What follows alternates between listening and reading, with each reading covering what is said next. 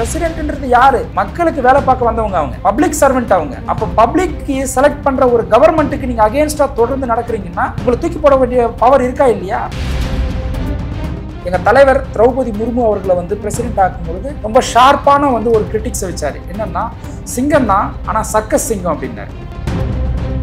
இப்ப அமெரிக்காவுடைய பிரச்சனையில வந்து இந்தியா தலையிடுதுன்னு சொல்லிட்டு பிரதமர் அவர்கள் சொல்லிட்டா டொனால்டு ட்ரம்ப் வந்து பிரதமர் விட்டுருப்பாருன்னு நினைக்கிறீங்க நீங்க? முதல்ல இந்திய அரசியலமைப்பு சட்டம் தெரியாம இந்திய அரசியலமைப்பு சட்டத்துடைய பொறுப்பில் இருக்கக்கூடியவங்க யார் அப்படின்ற ஒரு லிஸ்ட் எடுத்தா முதல்ல மோடி, திரௌபதி முர்மு, பாஜகவுடைய சட்டத்துறை அமைச்சர், தமிழ்நாட்டுடைய ஆளுநர் ரவி, இவங்க எல்லாம் வந்துருவாங்க. நான் இவங்களுக்கு எல்லாம் என்ன அட்வைஸ் கொடுக்குறேன்னா, நீங்க எல்லாரும் கிளம்பி அசோக் நகர்ல இருக்க திருமாப்பயலகத்துக்கு வாங்க, நாங்க ஃப்ரீயா கான்ஸ்டிடியூஷன் சொல்லி தரோம். பார்லிமெண்டேரியன்லயே ஒஸ்ட் பார்லிமெண்டேரியன், அட்டெண்டன்ஸ் புவரா இருக்கக்கூடிய ஒரு பார்லிமெண்டேரியன் யாருன்னா அன்புமணி ராமதாஸ் அவர்கள். எதுக்கு நீங்க அங்க போனீங்க? உங்க மக்களுடைய பிரச்சனை பேசிருக்கீங்களா? இடஒதுக்கீடு வந்து ஒழிச்சு கட்டக்கூடிய வேலையை பாஜக திட்டமிட்டு செஞ்சுட்டு இருக்காங்க. எதிர்த்து கேள்வி கேட்க முடியுமா உங்களால? பாட்டாளி மக்கள் கட்சியில இருந்து ஆலோசனை கூட்டம் வந்து இன்னைக்கு வச்சிருக்காங்க. இதுல வந்து 215 மாவட்ட செயலாளர்களுக்கு அழைப்பு விடுத்திருக்காங்க. அந்த நிலையில வெறும் 15 பேர் மட்டும் தான் கலந்துட்டு இருக்காங்க. அன்புமணி அவர்கள் இதுல கலந்துக்கவே இல்லை. நீங்க முதல்ல அந்த மக்களுக்கு உண்மையா இருந்தீங்களா? நீங்க நடத்தக்கூடிய காலேஜ்ல, நீங்க நடத்தக்கூடிய இன்ஸ்டிடியூஷன்ல வன்னியர் சமுதாய மக்களுக்கு வந்து இலவசமா கொடுக்குறீங்களா? உங்களால ஒரு வெள்ளையருக்கு கொடுக்க முடியுமா? உங்க சமுதாய மக்களுக்கே உங்களால ஒரு இலவசமா உங்களுக்கு கல்வியை கொடுக்க முடியலன்னா அப்புறம் நீங்க என்ன சர்வீஸ் பண்றீங்க? விஜய் கிளைம் பண்ணிக்க விரும்புறது என்னன்னா, இந்தியாவுக்கே நாங்க தான் சுதந்திரம் வாங்கி கொடுத்தோம் அப்படின்ற லெவலுக்கு கூட அவர் போய் பேசுவார். ஒரு இடத்துல சாதி கலவரம் நடக்குதுங்க, அது வந்து திடீர்னு நடக்குதா? ஓவர் நைட்ல அவனுக்கு அந்த தாட் வருதா? அதை உருவாக்குறது யாரு? சாதி பெருமையை பேசக்கூடியவங்க தொடர்ந்து பேசிக்கிட்டே இருந்தா அவன் மைண்டுக்குள்ள அந்த தாட் இருந்துகிட்டே இருந்தானா அதோட ரிசல்ட் தான் சாதி கலவரமா மாறுது. அப்போ சாதி பெருமை பேசக்கூடியவங்க யாரு? நம்ம எல்லாம் ஆண்ட பரம்பரை, புஜத்தை உயர்த்திக்கிட்டு நடக்கணும். நீர்த்திரை நேயர்களுக்கு வணக்கம். இன்று நம்மோடு இணைந்திருப்பவர் விடுதலை சிறுத்தைகள் கட்சியின் மாநில கொள்கை பரப்பு துணை செயலாளரும் வழக்கறிஞருமான திரு மோசஸ் அவர்கள் இணைஞ்சிருக்காங்க. வணக்கம் சார். வணக்கம் சார். இப்போ தமிழக அரசு பார்த்தீங்கன்னா தொடர்ந்து பல மசோதாக்கள் கிடப்பில் போடப்பட்டிருந்தது. அதுக்கு வந்து ஆளுநர் அவர்கள் ஒப்புதல் தராமல் இருந்த நிலையில அவருக்கு எதிராக வந்து ஒரு வழக்கு உச்சநீதிமன்றத்தில் தொடர்ந்துருந்தாங்க. அதுக்கு ஏப்ரல் 8ஆம் தேதி ஒரு மிகச்சிறந்த ஒரு தீர்ப்பு வந்துச்சு அப்படின்னு சொல்லி பலரும் கொண்டாடினாங்க. அந்த தீர்ப்பில் என்ன சொன்னாங்க அப்படின்னா, ஆளுநர் அவர்கள் 1 மாசத்துக்குள்ளேயே வந்து மசோதாக்களுக்கு முடிவு சொல்லணும் அப்படின்னு சொல்லியிருந்தாங்க. மேலும் குடியரசுத் தலைவர் அவர்கள் 3 மாசத்துக்குள்ள ஒரு முடிவை சொல்லணும் அப்படின்னு சொல்லியிருந்தாங்க. இப்ப இந்த தீர்ப்புக்கு எதிராக ஜனாதிபதி திரௌபதி முர்மு அவர்கள் வந்து உச்ச நீதிமன்றத்தை பார்த்து ஒரு 14 கேள்விகள் வந்து கேட்டு விளக்கம் கேட்டிருக்காங்க. அதுல வந்து முதன்மையா என்ன சொல்றாங்க அப்படின்னா, அரசியலமைப்பு சட்டத்துல வந்து குடியரசுத் தலைவருக்கும் ஆளுநருக்குமே வந்து எந்த விதமான கால நிர்ணயமும் சொல்லப்படலை. அப்படி இருக்கும்போது நீதிமன்றம் வந்து ஒரு கால நிர்ணயம் வந்து கொடுக்கலாமா அப்படின்னு ஒரு கேள்வி வச்சிருக்காங்க. இது எப்படி பாக்குறீங்க? அதாவது கான்ஸ்டிடியூஷனல்ல சம் லீனியன்சியை வந்து இந்த செலக்டட் போஸ்டிங்களுக்கு வந்து கொடுத்துருக்குறாங்க. எதனால் கொடுத்துருக்குறாங்க அந்த லீனியன்சின்னா, அவங்க அதை படித்து பார்த்து புரிஞ்சுக்கிட்டு முடிவெடுக்கிறதுக்கான ஒரு ஸ்பேஸ் தேவைப்படும், ஒரு காலம் தேவைப்படும் அப்படின்றதுனால தான் ஆஸ் சூன் அஸ் பாசிபிள்னு சொல்லியிருக்கிறாங்க. ஆஸ் சூன் அஸ் பாசிபிள் அப்படிங்கிறதே வந்து காலக்கெடுக்கு சொன்னது தான். ஆஸ் சூன் அஸ் பாசிபிள் அப்படின்றத பிஜேபி நான் ரூலிங் ஸ்டேட்ஸ் இருக்குல்ல, அங்கே இருக்கக்கூடிய கவர்னர்லாம் எப்படி புரிஞ்சுக்கிறாங்கன்னா, ஆஸ் சூன் அஸ் பாசிபிள்ன்றத ஆஸ் லாங் அஸ் பாசிபிள் அப்படின்ற மாதிரி புரிஞ்சுக்கிறாங்க. ஒரு மசோதாவை அனுப்புனாங்கன்னா அந்த மசோதாவை வந்து இவங்க தொடர்ந்து கிடப்பில் போடுறது, அப்படிலாம் ரிஜெக்ட் பண்ணுறது, அப்படிலாம் பிரசிடென்ட்டுக்கு அடிச்சு அங்கே கிடப்பில் போடுறது, இந்த வேலையை தொடர்ந்து பார்த்துட்டு இருக்கிறாங்க. இதுனா கான்ஸ்டிடியூஷனுக்கு அகேன்ஸ்டான வந்து ஒரு நடவடிக்கை தான் இது. இப்போது கான்ஸ்டிடியூஷனல் ஆர்டிக்கிள் 142 யூஸ் பண்ணி சுப்ரீம் கோர்ட்டு இந்த வர்டிக்டை கொடுத்துருக்குறாங்க. இவங்க 143 யூஸ் பண்ணி என்ன பண்ணியிருக்காங்க, ஒரு எக்ஸ்பிளனேஷன் கேட்டிருக்காங்க. இப்போ என்னன்னா, இந்த எக்ஸ்பிளனேஷனில் ஒரு கூடுதலான வந்து ஒரு கிளாரிட்டி நம்மளுக்கு கிடைக்கும் அப்படின்றத நான் நம்புறேன். நான் ஏன் அதை சொல்கிறேன்னா, இப்போ சுப்ரீம் கோர்ட் சொல்கிறாங்க, இப்போ நீங்கள் வந்து சுப்ரீம் கோர்ட்டு சில கேள்விகள் கேட்டிருக்கிறீங்க. இந்த சுப்ரீம் கோர்ட் சில கேள்விகள் கேட்குறாங்கன்னு வச்சுங்களேன். இப்போது தமிழ்நாட்டுடைய ஆளுநர் வந்து குழந்தை திருமணத்தை ஆதரித்து பேசினார், பல இடங்களில் பேசியிருக்கிறாரு. குழந்தை திருமணத்தை ஆதரித்து பேசியிருக்கிறாரு. அப்புறம் தமிழ்நாட்டு தேர்ந்தெடுக்கப்பட்ட ஒரு அரசு ஒரு பில்லு கொண்டு வந்து ஒரு சட்டம் இயற்றி தமிழ்நாடுன்னு பேர் மாற்றப்பட்டதை தமிழ்நாடுன்றதை தூக்கிட்டு தமிழகம்னு மாற்றினாரு. தமிழ்நாடுடைய லோகோவை எடுத்தார். பல இடங்களில் பாலிடிக்ஸ் பேசியிருக்கிறாரு. அப்போது இப்போ அவர் என்ன சொன்னார்னா, ஒரு இடத்துல நான் ஒரு பில்லை வந்து சைன் பண்ணலை அப்படின்னாலே அதை ரிஜெக்ட் பண்ணதாதே அர்த்தம் அப்படின்ற மாதிரியான ஒரு புது இன்டர்பிரிட்டேஷன் தான் கொடுத்தாரு. இப்போ ஆளுநருடைய நடவடிக்கை அடுக்கலன்னா தொடர்ந்து இப்படி அடுக்கிக்கிட்டே போகலாம். நிறைய இடங்கள்ல இந்த மாதிரி கான்ஸ்டியூஷனுக்கு அகேன்ஸ்டாக பேசியிருக்கிறாரு. இந்த இடத்துல ஆளுநருக்கு மேலே இருக்கக்கூடிய பிரசிடென்ட் இதை எங்கேயாச்சும் ஒரு இடத்துலயாச்சும் இப்போ சுப்ரீம் கோர்ட்டை விளக்கம் கேட்ட மாதிரி கேட்டிருக்கிறாங்களா, இல்லை அவரை கூப்பிட்டு வந்து ஏன் அப்படி பேசுறீங்கன்னு சொல்லிட்டு ஏதாச்சும் ஏன் பாலிடிக்ஸ் பேசுறீங்கன்னு சொல்லிட்டு கேட்டிருக்கிறாங்களா அப்படின்னு பார்த்தா எங்கேயுமே கேட்டது கிடையாது. அப்போ திரௌபதி முர்மு அவர்களை இயக்குறது யார் இந்த இடத்துல அப்படின்னா பிஜேபி தான் இயக்குறாங்க. இவங்க அவங்களுக்குன்ட்டு இருக்கக்கூடிய அதிகாரத்தை பயன்படுத்தி அவங்களுக்கு தோணுன விஷயத்த அவங்க கேட்கல. எங்கள் தலைவர் திரௌபதி முர்மு அவர்களை வந்து பிரசிடென்ட் ஆக்கும்பொழுது ரொம்ப ஷார்ப்பான வந்து ஒரு கிரிட்டிக்ஸை வச்சாரு. என்னன்னா, சிங்கம் தான் ஆனால் சர்க்கஸ் சிங்கம் அப்படின்னாரு. பறவை தான் கிளி, நீங்கள் வந்து ஒரு சுதந்திரமான பறவை கிடையாது, கூட்டுக்குள்ள அடைக்கப்பட்ட நீங்கள் ஒரு பறவை தான் அப்படிங்கிற மாதிரி ஒரு எக்ஸ்பிளனேஷன் கொடுத்தாரு. ஏன் அப்படி சொன்னார்னா, திரௌபதி முர்மு அவர்கள் முழுக்க முழுக்க பிஜேபி அவங்க தான் இயக்குறாங்க. அவங்க கொடுத்த அட்வைஸில் தான் இவங்க இந்த கொஸ்டின்ஸ்லாம் ரைஸ் பண்ணியிருக்கிறாங்க. இதில் வந்து ஒருவேளை சுப்ரீம் கோர்ட் இப்படி ஒரு கொஸ்டின்ஸ்லாம் கேட்டாங்கன்னா ஆஸ் பர் எத்திக்கு திரௌபதி முர்மு அவர்களவே ராஜினாமா பண்ணணும். ஆனால் இவங்க அப்படி பண்ண மாட்டாங்க. அதெல்லாம் இவங்ககிட்ட எதிர்பார்க்க முடியாது. அந்த எத்திக்ஸ்லாம் இவங்ககிட்ட எதிர்பார்க்க முடியாது. என்னன்னா, இதில் சுப்ரீம் கோர்ட் வந்து அவங்க ஒரு எக்ஸ்பிளனேஷனை கொடுக்கறதுக்கு கூடுதல் கிளாரிட்டியும் கொடுக்கும். ரெண்டாவது பிஜேபி சொல்லி தான் அவங்க இந்த மாதிரியான கேள்வி கேட்டிருக்கிறாங்க. நீங்கள் உங்களுக்கு கீழே இருக்கக்கூடிய ஒரு கவர்னர் கான்ஸ்டியூஷனுக்கு அகேன்ஸ்டாக தொடர்ந்து நடந்துட்டு இருக்கிறாரு, அவர் எதிர்த்து ஏதாவது நீங்கள் கேள்வி கேட்டிருக்கீங்களா? ஒன்றுமே கிடையாது. அப்போ அரசியலமைப்பு சட்டத்தை பாதுகாக்க வேண்டிய தேவை யாருக்கு இருக்குன்னா சுப்ரீம் கோர்ட்டுக்கு இருக்கு. நம்ம அக்குமுலேஷன் ஆஃப் பவர், அதாவது அதிகாரங்கள்லாம் குவிக்கப்படுற ஒரு கோட்பாடை இந்திய அரசியலமைப்பு சட்டம் ஏற்றுக்கல. செப்பரேஷன் ஆஃப் பவர், அதிகாரத்தை எல்லாருக்கும் பகிர்ந்து கொடுக்குற ஒரு கோட்பாடை தான் நம்ம ஏற்றுக்கிட்டு இருக்கிறோம். At the same time doctrine of checks and பேலன்ஸ்னு சொல்லிட்டு ஒரு கான்செப்டை வந்து கான்ஸ்டியூஷன் அடாப்ட் பண்ணியிருக்கு.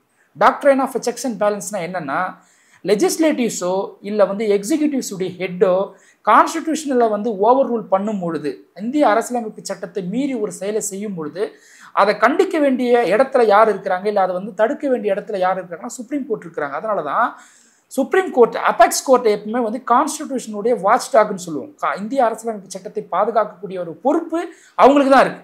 அப்போது ஜுடிஷியல் ரெவியூ, அதாவது ஜுடிஷியல் ரெவியூன்ற ஒரு கான்செப்டுக்குள்ள லெஜிஸ்லேட்டிவ்ஸ் கொண்டு வருகிற அந்த சட்டம் இந்திய அரசியலமைப்பு சட்டத்துக்கு எதிராக இருந்தால், இல்லை வந்து எக்ஸிக்யூட்டிவ்ஸுடைய செயல்பாடுகள் அரசியலமைப்பு சட்டத்துக்கு எதிராக இருந்தால் ஜுடிஷியல் ரெவியூன்ற ஒரு கான்செப்டுக்குள்ளே கொண்டு வந்து அதை இல்லாமக்கலாம்.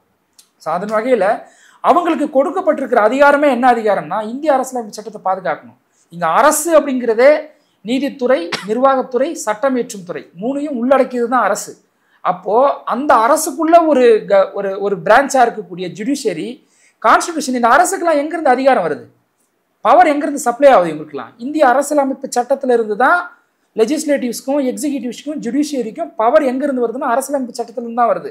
அப்போ அரசியலமைப்பு சட்டத்துக்கு முரணாவே ஒரு எக்ஸிக்யூட்டிவ் பண்ணுறாங்க, நடந்துக்கிறாங்க, ஒரு கவர்னர் நடந்துக்கிறாரு, ஒரு பிரசிடென்ட் நடந்துக்கிறாங்க அப்படின்னா உடனடியாக தலையிட வேண்டிய தேவை கான்ஸ்டிடியூஷனல் மேண்டேட் சுப்ரீம் கோர்ட் இருக்குது. அதனால தான் அந்த அற்புதமான அந்த வெர்டிக்ட்.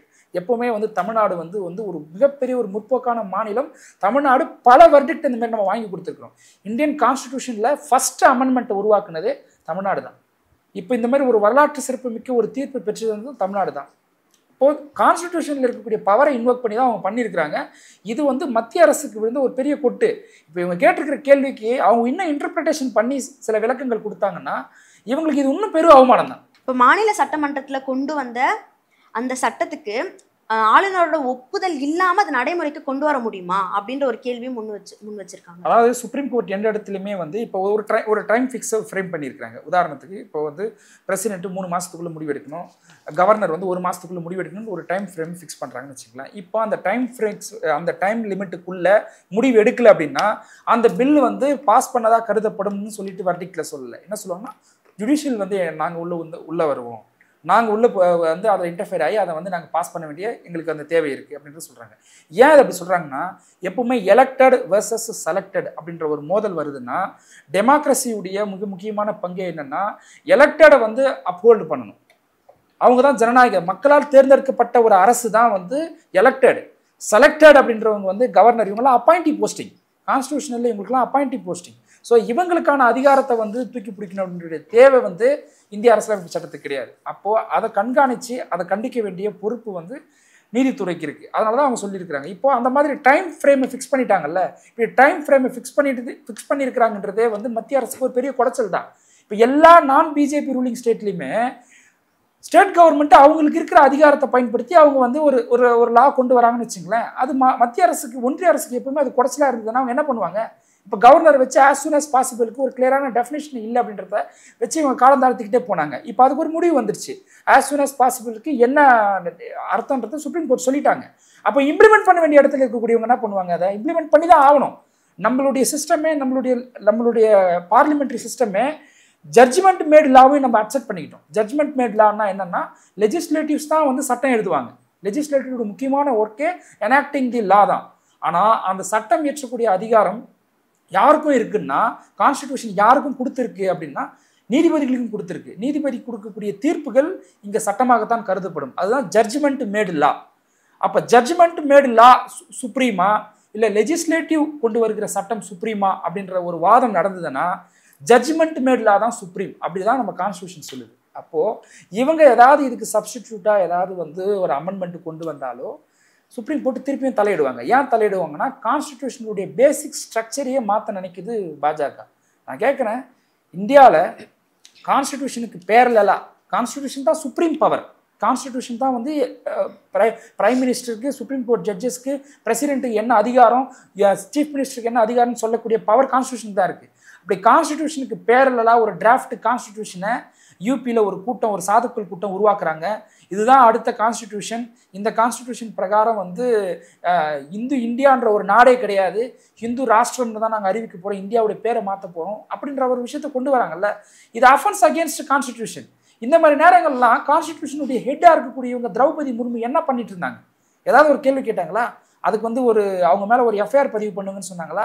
இப்போ சமீபத்தில் திரௌபதி முர்மு அவர்கள் பங்கேற்ற ஒரு கூட்டத்தில் சொல்கிறாங்க, நீதிமன்றங்கள்லாம் தீர்ப்புகள் வந்து ஏகப்பட்ட வழக்குகள் நிலுவையில் இருக்குது. இதுக்கு சொல்யூஷன் என்னன்னா, இங்கே கிராமப்புறங்களில் வந்து பஞ்சாயத்து முறை இருந்தது, மத்தியஸ்தம் பண்ணுறவங்க இருந்தாங்க. மத்தியஸ்தம் பண்ணுறவங்களுக்கு வந்து ஒரு சட்ட அங்கீகாரம் இல்லாததுனால மத்தியஸ்தம் பண்ணுறது வந்து குறைஞ்சி போச்சு.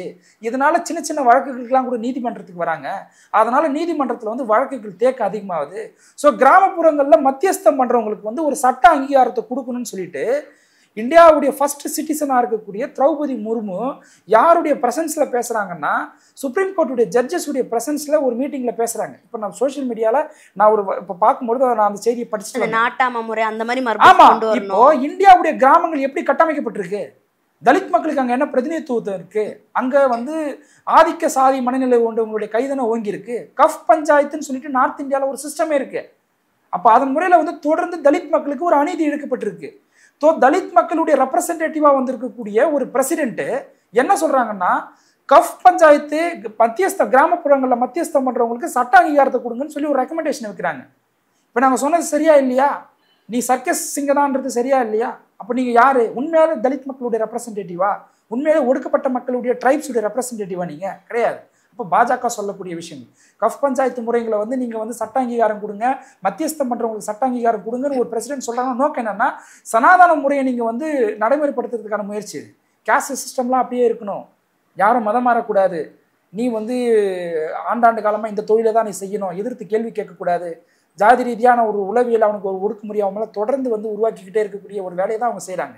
இவங்க பேசுகிறாங்க இது மாதிரி. இப்போ அவங்க மேலே சொல்லப்போனால் இது வந்து ஒரு பிரசிடென்ட் போஸ்டிங்லேருந்து பேசக்கூடிய ஒரு சொல்லாது, அது ஒரு அழகா, அந்த போஸ்டிங்கான ஒரு அழகா அது.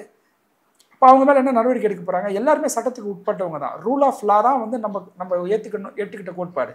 சட்டத்தினுடைய ஆட்சி தான். பிரதமருடைய ஆட்சியோ இல்லை வந்து திரௌபதி முர்மு அவர்களுடைய ஆட்சியோலாம் கிடையாது, சட்டத்தினுடைய ஆட்சி. அந்த சட்டம் என்ன சட்டம்? அரசியலமைப்பு சட்டம். இப்போ அரசியலமைப்பு சட்டத்துக்கு எதிரான ஒரு நிலைப்பாடை ஒரு கவர்னர் எடுக்கிறாரு. அந்த கவர்னரை கண்டிக்க வேண்டிய இடத்துல இருக்கக்கூடிய திரௌபதி முர்மு மியூட் ஸ்பெக்டேட்டராக இருக்கிறாங்க. அந்த கவர்னருக்கு வந்து கண்டிக்கக்கூடிய இடத்துல இருக்கிற உள்துறை அமைச்சகம் அவங்களை ஊக்குவிக்கிறாங்க. அப்படின்னா அவருடைய வந்து காலக்கெடு முடிஞ்சதுக்கு அப்புறமாவும் அவர் இங்கே கவர்னராக தொடர்றாரு அப்படின்னா எவ்வளோ பெரிய கான்ஸ்டியூஷனுக்கு அகேன்ஸ்டான ஒரு நிலைப்பாடு இது. அப்போ அந்த நேரத்தில் சுப்ரீம் கோர்ட் தலையிட வேண்டிய தேவை இருக்குது.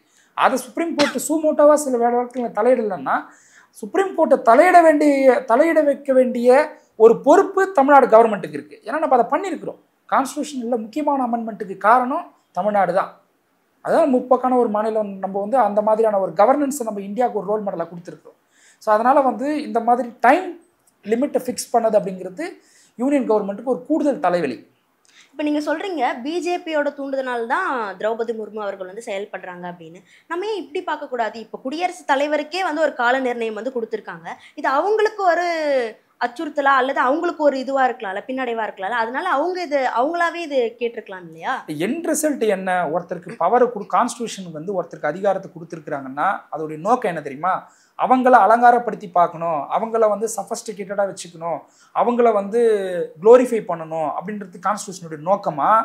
இல்லை கவர்னன்ஸ் ஸ்மூத்தாக நடக்கணும், மக்கள் வந்து ஸ்மூத்தாக இருக்கணும், மக்களுக்கு எந்த பிரச்சனையும் இருக்கக்கூடாது, கான்ஸ்டியூஷனில் சொல்லியிருக்கக்கூடிய எத்திக்ஸை வந்து தூக்கி பிடிக்கணும் அப்படிங்கிறது நோக்கமாக இருக்குமா?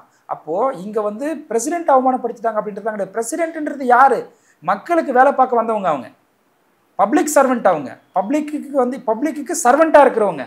அப்போ பப்ளிக்கு செலக்ட் பண்ணுற ஒரு கவர்மெண்ட்டுக்கு நீங்கள் அகேன்ஸ்டாக தொடர்ந்து நடக்கிறீங்கன்னா உங்களை தூக்கி போட வேண்டிய பவர் இருக்கா இல்லையா? நான் கேட்குறேன், கான்ஸ்டியூஷன் டெஃபினேஷன் ஆஃப் கான்ஸ்டியூஷனில் sovereign, socialist, secular, democratic, republic India இப்படி தான் இந்தியாவை வந்து டிஃபைன் பண்ணுறாங்க. நம்ம இவ்வளோ நாள் என்ன பேசிகிட்டு இருந்தோம்னா இவங்க சோஷியலிசத்துக்கு எதிராக பேசுகிறாங்க, இவங்க செக்யூலரிசத்துக்கு எதிராக பேசுகிறாங்க, டெமோக்ராட்டிக் இவங்க எதிராக பேசுகிறாங்கன்னு நம்ம சொல்லிட்டு இருந்தோம். சாவரன்ட்டியே இந்தியாவுக்கு இருக்கா இல்லையான்றது கேள்விக்குள்ளாயிருக்கு. டொனால்ட் ட்ரம்ப் என்ன பண்ணுறாரு? பாகிஸ்தானுக்கும் இந்தியாவுக்கும் நடக்கக்கூடிய பிரச்சனைக்கு நான் போய் புல் ஸ்டாப் வச்சுன்றாரு. அப்போ சாவரிங்னா என்ன? இண்டிபெண்ட்டாக இருக்கணும். டிபெண்டா நீ இருக்கிற, யாரை டிபெண்டா இருக்கிற? அமெரிக்காவை டிபெண்டா இருக்கிற. அப்போ நீ சாவரிங்கே கிடையாது அப்படின்றத ஒரு ட்ரம்ப் வந்து ஒரு ட்வீட் போடுறாரு. இங்க இருக்கக்கூடிய கவர்மெண்ட் ஒரு சூடு சோரணை இல்லாம டக்குன்னு என்ன மறுப்பு தெரிவிச்சாங்க? நீங்க அந்த சொன்ன ஸ்டேட்மெண்ட் வித்ரா பெறுங்க அப்படின்னு சொல்றாரு அவரு. 56 இன்ச்சு மார்பளவு கொண்ட செஸ்ட் உடைய வந்து மோடி அவர்கள் வந்து டொனால்ட் ட்ரம்ப்பை பார்த்து நீங்கள் சொன்ன ஸ்டேட்மெண்ட்டு எங்களுடைய இன்டெகிரிட்டியை கொஸ்டின் பண்ணுது, எங்களுடைய சாவரிங் அத்தாரிட்டியை கொஸ்டின் பண்ணுது, இதை நீங்கள் வித்ட்ரா பண்ணுங்க, இல்லைனா இதோடைய பின்விளைவுகளை நீங்கள் சந்திக்க நேரிடும் அப்படின்னு சொல்லிட்டு ஏதாவது ஒரு ஸ்டேட்மெண்ட் கொடுத்துருக்கிறாரா? இவங்க ஒரு தனி எக்ஸ்பிளனேஷன் கொடுத்துக்கிறாங்க ரொம்ப சாஃப்டா. அது வேற, அதை விட்டுருங்க.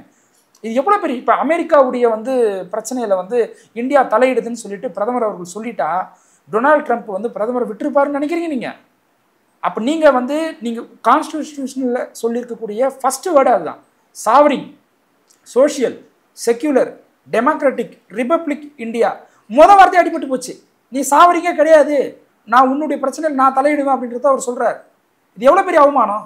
இது பிரதமருக்கு ஏற்பட்ட அவமானமா? இந்தியாவில் இருக்கக்கூடிய உங்களுக்கு எனக்கு ஏற்பட்ட அவமானம். நான் நம்புகிறேன் இந்தியா இண்டிபெண்ட் நேஷன் நான் நம்புகிறேன். அப்போ இண்டிபெண்ட் நேஷன் கிடையாது, டிபெண்ட் நேஷன் சொல்லிட்டு ஒரு ஒரு ஒரு வல்லரசு தன்னை வல்லரசாக காட்டிக்கக்கூடிய ஒரு நாட்டுடைய பிரதமர் சொல்கிறாருன்னா அப்புறம் எப்படி அதை புரிஞ்சுக்க முடியும்? இப்போ இவங்க யாருமே வந்து கான்ஸ்டியூஷனில் சொல்லியிருக்கக்கூடிய கான்ஸ்டியூஷனுடைய எத்திக்ஸை வந்து காப்பாற்றக்கூடியவங்க கிடையாது. முதல்ல இந்திய அரசியலமைப்பு சட்டம் தெரியாமல் இந்திய அரசியலமைப்பு சட்டத்துடைய பொறுப்பில் இருக்கக்கூடியவங்க யார் அப்படின்ற ஒரு லிஸ்ட் எடுத்தால் முதல்ல மோடி, திரௌபதி முர்மு, பாஜகவுடைய சட்டத்துறை அமைச்சர், தமிழ்நாட்டுடைய ஆளுநர் ரவி, இவங்க எல்லாம் வந்துருவாங்க. நான் இவங்களுக்குலாம் என்ன அட்வைஸ் கொடுக்குறேன்னா, நீங்கள் எல்லாரும் கிளம்பி அசோக் நகரில் இருக்கிற திருமா பயிலகத்துக்கு வாங்க, நாங்கள் ஃப்ரீயாக கான்ஸ்டியூஷன் சொல்லித்தரோம், வந்து கிளாஸ் எடுத்துகிட்டு போயிட்டாச்சு ஒழுங்காக வந்து நாடை கவர்னன்ஸ் பண்ணுங்கள். சுத்தமாக அரசியலமைப்பு சட்டம் தெரியாதவங்க யாருன்னா இவங்க தான். இந்தியன் கான்ஸ்டிடியூஷனை பற்றி படிக்காதவங்க, அதை பற்றி தெரியாதவங்க யாருன்னா பாஜக கூட்டம் தான். இல்லை, அதன்படி தானே இவங்க ஆட்சிக்கு வந்தாங்க. திரௌபதி முர்மு அவர்கள்லாம் அரசியலமைப்பு சட்டத்தின்படி தான் அந்த பொறுப்புக்கே வராங்க. அப்போ அதை படிக்காமல் வந்திருக்காங்கன்னு எப்படி சொல்லுங்க? அரசியலமைப்பு சட்டத்தினால இவங்க பொறுப்புக்கு வந்தாங்கன்றது உண்மைதான். ஆனால் அரசியலமைப்பு சட்டத்தை பாதுகாக்கிறதுக்கு இவங்க உதவுறாங்களான்னு கேட்டால் அப்படி அது ஒரு மிகப்பெரிய கேள்விக்குறி தான். இந்தியன் கான்ஸ்டிடியூஷன்ஸில் சொல்லியிருக்கக்கூடிய பேசிக் பிரின்சிபல்ஸை பாதுகாக்கக்கூடிய வேலையை எங்கேயாவது பாஜக செஞ்சுருக்கா? அரசியலமைப்பு, அதாவது சாவரிங் அத்தாரிட்டியில் தான் நீங்கள் ரிசர்வேஷனை கிளைம் பண்ண முடியும். பாஜக ஆட்சிக்கு வந்ததுக்கு அப்புறமா ஏதாவது ஒரே ஒரு பொதுத்துறை நிறுவனங்கள் உருவாக்கியிருக்கிறாங்களா? எங்கேயாவது ஒரு இடத்துலையாவது பிற்படுத்தப்பட்ட மக்களுடைய இடஒதுக்கீட்டை இன்க்ரீஸ் பண்ணி கொடுத்துருக்குறாங்களா? பிற்படுத்தப்பட்ட மக்களுடைய இடஒதுக்கீட்டுக்காக எவ்வளோ பெரிய கலவரம் நடந்தது, எவ்வளோ பெரிய உயிர் சேதங்கள் ஏற்பட்டது, இந்தியா முழுவதும் மிகப்பெரிய ஒரு கலவர வன்முறை வெடிச்சுது. உருவாக்குனது யாரு? அவங்க தான். ஆனால் பிற்படுத்தப்பட்ட மக்களுக்கு வந்து இவ்வளோ பெரிய ஒரு பிரச்சனைக்கு அப்புறமா, இவ்வளோ பெரிய கலவரத்துக்கு அப்புறமா அவங்களுடைய இடஒதுக்கீடு உறுதி செய்யப்பட்டது. எந்த விதமான ரத்த சிந்தலும் கிடையாது, எந்த விதமான போராட்டமும் கிடையாது, எந்த விதமான கோரிக்கையும் கிடையாது. இடபிள்யூஎஸ் ரிசர்வேஷனை வந்து கொண்டு வராங்க கான்ஸ்டியூஷன் அமெண்ட்மெண்ட் பண்ணி. யாருக்காக கொண்டு வராங்க? இப்போ கான்ஸ்டியூஷனில் இருக்கக்கூடிய யூனியன் கவர்மெண்ட்டுடைய செக்ரட்டரிஸ் எடுத்துக்கோங்க, வைஸ் சான்சலர் எடுத்துக்கோங்க, சான்சலர்ஸ் எடுத்துக்கங்க, டைரக்டர்ஸ் எடுத்துக்கங்க, supreme court judges, high court judges, இப்போ ஐஐடி போன்ற இன்ஸ்டியூஷனில் இருக்கக்கூடிய ஹெட் எடுத்துக்கோங்க. இவங்கெல்லாம் யாராக இருக்கிறாங்க? பிற்படுத்தப்பட்ட மக்கள் இருக்காங்களா? அதில் அவங்களோட ரெப்ரசன்டேட்டிவ் யார் இருக்காங்க? 3% இருக்கக்கூடிய பார்ப்பனர்கள் தான் அங்கே ஃபுல்லாக ஆக்குபை பண்ணி வச்சிருக்காங்க.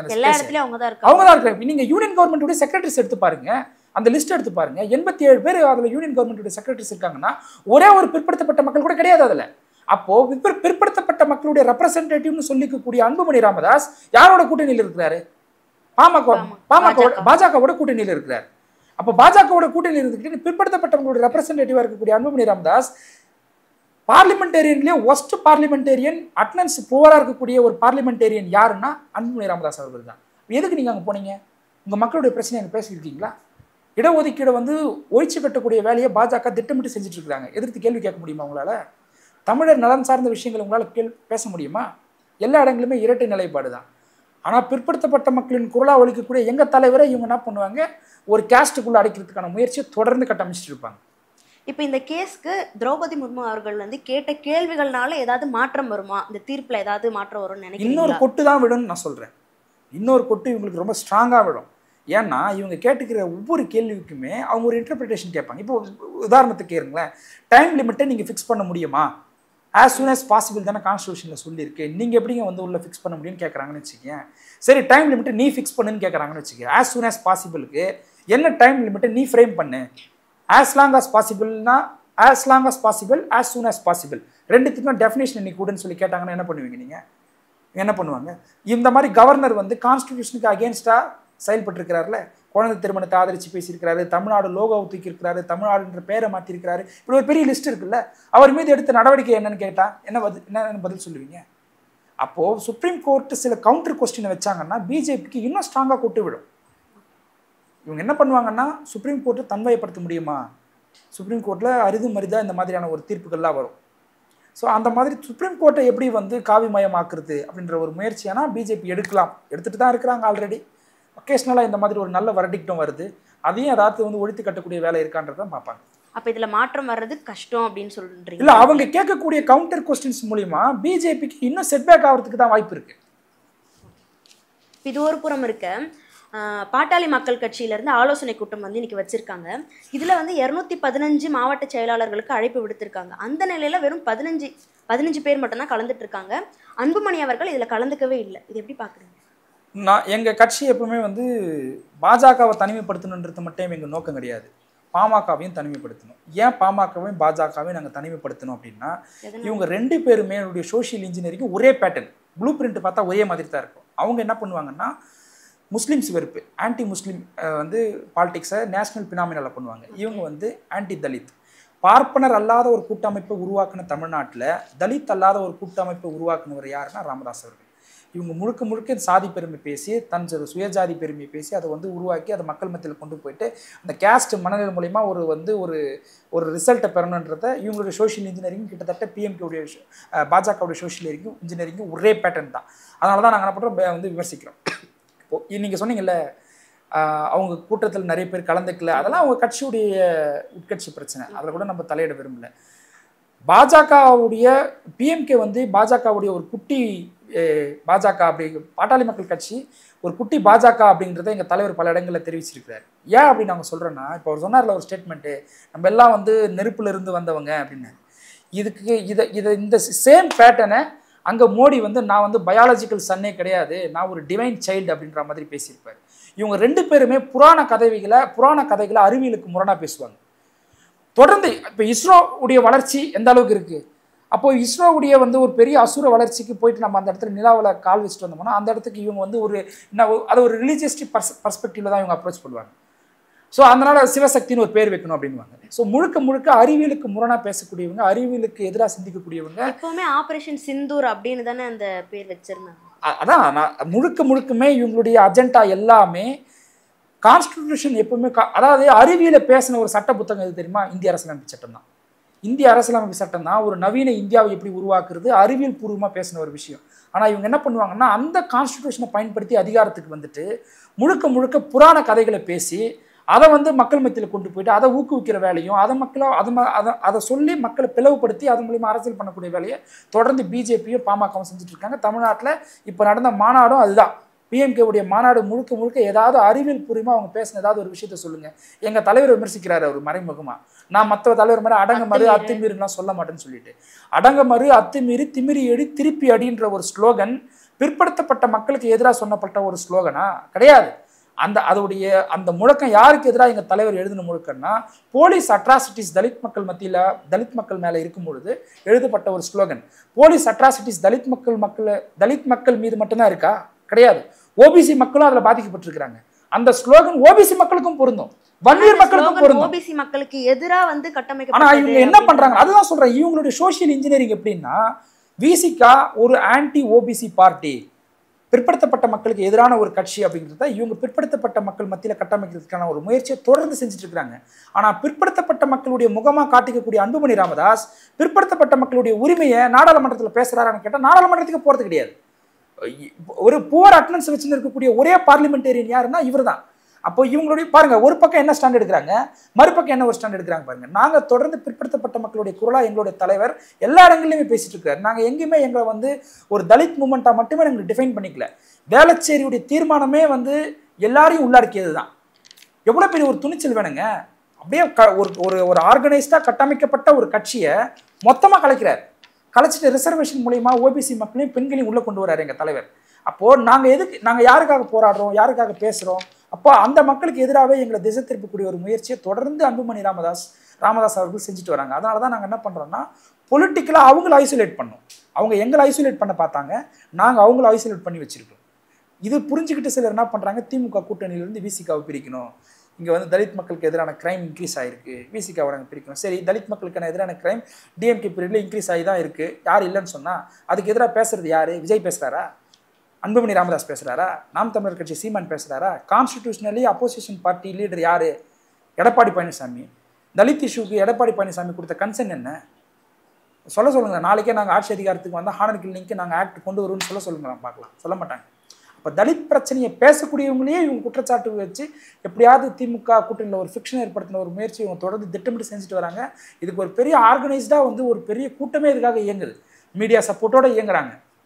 ஆனால் அவங்க தான் அந்த மாநாட்டிலே வந்து ஒரு தீர்மானம் கொண்டு வராங்களே, பட்டியலின மக்களுக்கு அவங்களோட மக்கள் தொகைக்கு ஏற்ப வந்து 2% அதிகரிக்கணும் அப்படின்லாம் சொல்கிறாங்களே.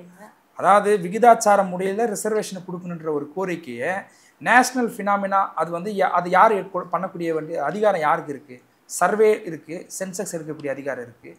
அப்போ சர்வேக்கும் சென்சஸ்க்குமான டிஃப்ரென்ஸ் வந்து தெரியாமல் வர அன்புமணி ராமதாஸ் அவங்களுக்கு தெரிஞ்சிருக்காதுன்னு நீங்கள் சொல்கிறீங்களா? கிடையாது. அப்போ இந்த கேள்வியை யாரை எதிர்த்து கேட்கணும்?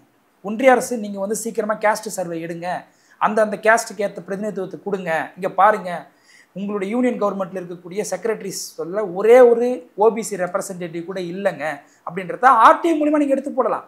ஆனால் அப்படி கேட்பாங்களான்னு கேட்டால் கிடையாது. இங்கே ஆல்ரெடி 10.5% மேலேயே வன்னியர் மக்கள் வந்து டிஎன்பிசியுடைய எக்ஸாம்ஸில் கிளியர் பண்ணி போஸ்டிங்கில் இருக்கிறாங்க. இப்போ இவங்க கொண்டு வந்திருக்கிற அந்த கிரைட்டீரியாவை 10.5% இம்ப்ளிமெண்ட் பண்ணால் பலர் பாதிக்கப்படுவாங்க. இதுதான் ஆய்வு. அப்படி இல்லைன்னா நீங்கள் ஆர்டிஐ ரிப்போர்ட் ஒன்று வாங்கி ரிப்போர்ட்டை எங்களுக்கு கொடுங்க, சப்மிட் பண்ணுங்க. அப்போது இவங்க யாரை நோக்கி இவங்க கேள்வி கேட்கணுமோ கேட்க மாட்டாங்க. சும்மா பாலிடிக்ஸ் பண்ணுறதுக்காக ஏதாவது ஒரு இஷ்யூ வந்து ஸ்டேட் கவர்மெண்ட்டை நோக்கியோ இல்லை விசிகாவை நோக்கியோ இவங்க தொடர்ந்து பேசிக்கிட்டு தான் இருப்பாங்க. அது அவங்களுக்கு பொலிட்டிக்கலாக பெனிஃபிட் கொடுக்குன்னு நம்புறாங்க. ஆனால் காலம் அப்படி கிடையாது. இப்போ எல்லாமே மாறிட்டு வருது. சோஷியல் மீடியாவுடைய வந்து வளர்ச்சியில் பலர் வந்து அரசியல்படுத்தப்பட்டுக்கிட்டே வரான். இப்போ எங்கள் கட்சியில் எத்தனை பேர் வன்னிய இளைஞர்கள் இருக்காங்க தெரியுமா? வன்னியர் மக்களுடைய ரெப்ரசன்டேட்டிவ் எவ்வளோ பேர் இருக்காங்க தெரியுமா? எல்லா வன்னியர் மக்களுமே கேஸ்டிஸ்ட்னு சொல்லக்கூடியவங்க நாங்கள் கிடையாது. நாங்கள் சொல்கிறது என்னென்னா, அந்த மக்களை பிளவுபடுத்தி அரசியல்படுத்தக்கூடிய ராமதாஸ், அன்புமணி போன்ற ஆட்களை பொலிட்டிக்கலாக ஐசோலேட் பண்ணக்கூடிய ஒரு வேலையை தொடர்ந்து வந்து விசிகா செஞ்சுட்டு இருக்கு. மற்ற கட்சிகள் செய்யணும் அது. இப்போ அவரும் சொல்கிறாரு, நீங்கள் சொல்கிறீங்க அவங்க மக்களுக்காக அவர் எதுவுமே பண்ணலை அப்படின்னு சொல்கிறீங்க, பார்லிமெண்ட்லேயும் போய் எதுவும் பேசலன்னு. ஆனால் அந்த மாநாட்டில் நான் சொல்லலைன்றதை விட நிஜம் அதுதான். நீங்கள் ஆனால் எடுத்து பாருங்க, பார்லிமெண்டேரியன் அட்டனன்ஸ் எடுத்து பாருங்க, புவர் அட்டனன்ஸை வச்சுட்டு இருக்கக்கூடிய ராஜ்யசபா எம்பி யாருன்னு பாருங்க. அன்புமணி ராமதாஸ் வராரா இல்லையான்னு கேளுங்க.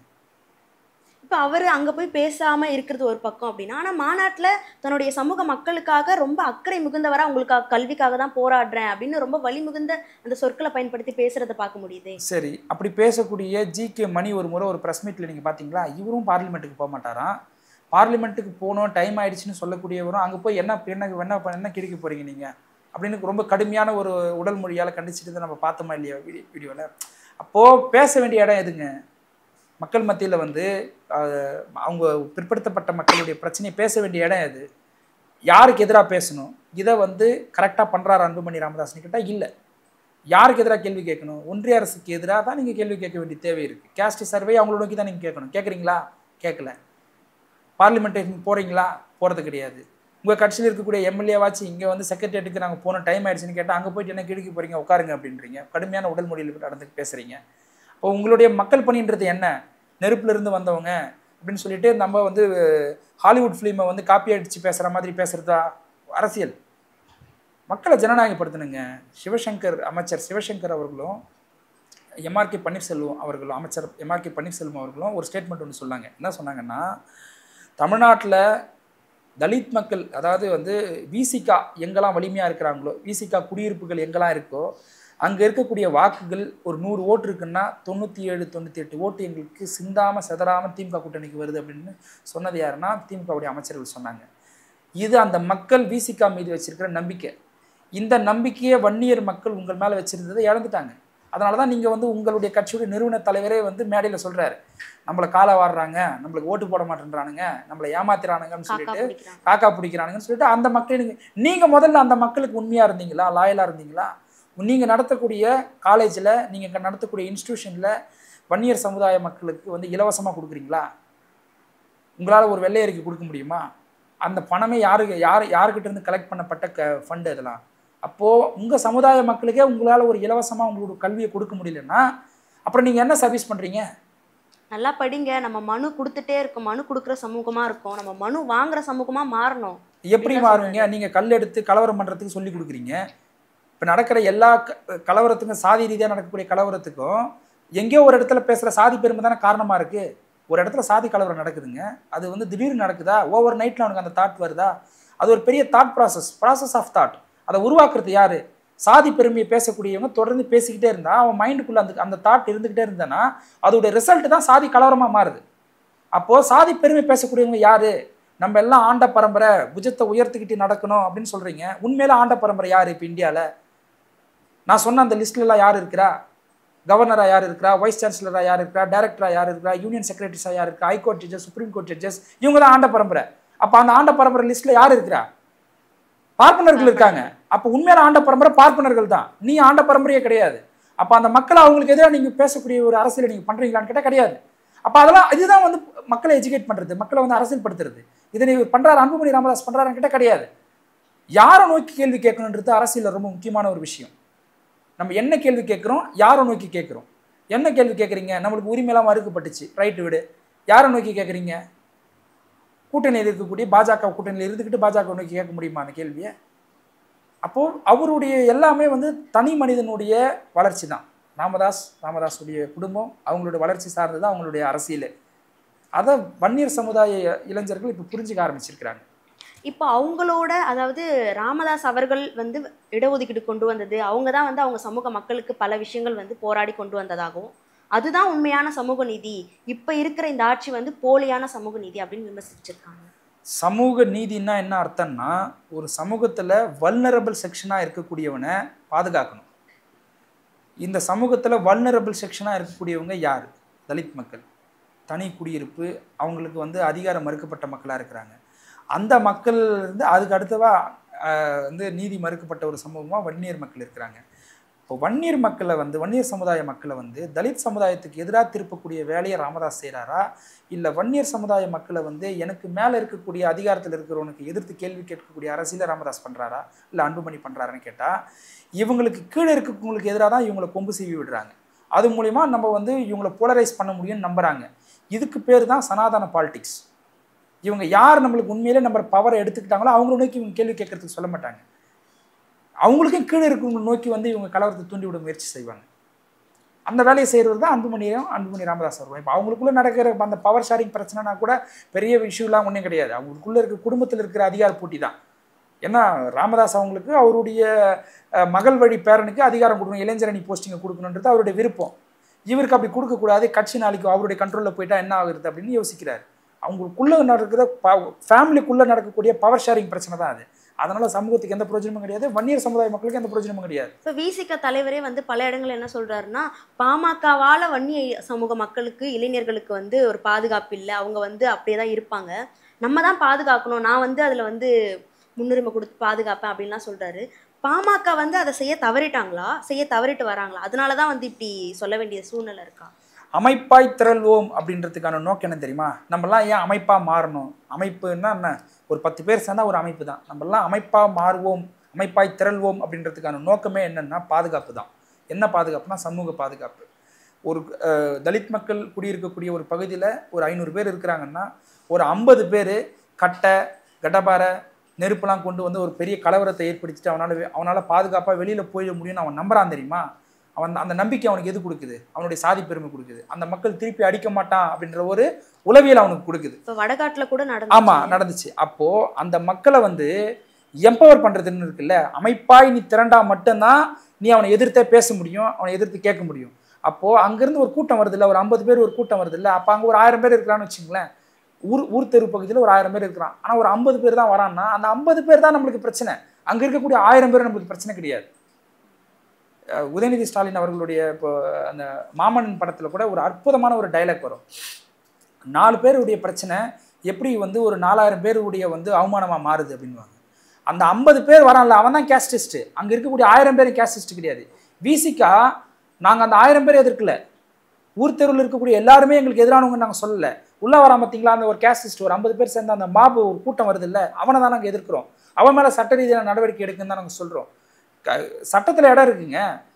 இந்த மாதிரி வந்து தலித் மக்களுக்கு எதிராக நடக்கக்கூடிய கிரைமை பண்ணுறவனுக்கிட்ட இருந்து நீங்கள் காம்பன்சேஷன் 5 லட்ச ரூபா வரைக்கும் அவங்ககிட்ட இருந்து கிளைம் பண்ணி பாதிக்கப்பட்ட மக்களுக்கு கொடுக்க முடியும். எங்கள் கட்டையும் கடப்பாரையும் எடுத்துன்னு ஒருத்தன் பிரச்சனை பண்ண வரான்ல, அவன் மேலே கேஸை போடு, சரியான செக்ஷன்ஸ் இம்ப்ளிமெண்ட் பண்ணு, அவன் மேலே வழக்கு போடு, அவங்ககிட்ட இருந்து காம்பன்சேஷனாக ஒரு 5 லட்ச ரூபா எடுத்து வந்து பாதிக்கப்பட்ட மக்களுக்கு கொடு.